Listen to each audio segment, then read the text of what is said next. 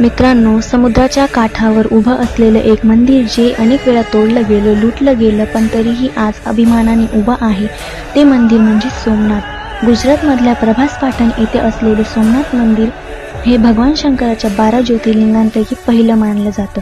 पौराणिक कथानुसार दक्ष प्रजापतीच्या शापामुळे चंद्रदेवाला क्षयरोग झाला.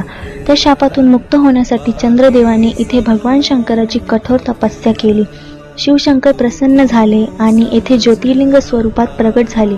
चंद्र म्हणजे सोम आणि त्या सोमाचा नाथ म्हणजे सोमनाथ. या मंदिराजवळ एक अतिशय पवित्र संगम आहे, तो म्हणजे त्रिवेणी संगम.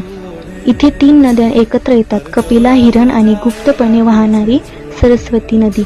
असं मानलं जातं की त्रिवेणी संगमनात स्नान केल्याने पापाचा नाश होतो आणि आत्म्याला शांती मिळते. म्हणूनच सोमनाथ दर्शन हे त्रिवेणी संगम स्नानाशिवाय अपूर्ण मानलं जातं. इतिहासात या मंदिरावर अनेक वेळा आक्रमण झालं, मंदिर पडलं, पण श्रद्धा नाही.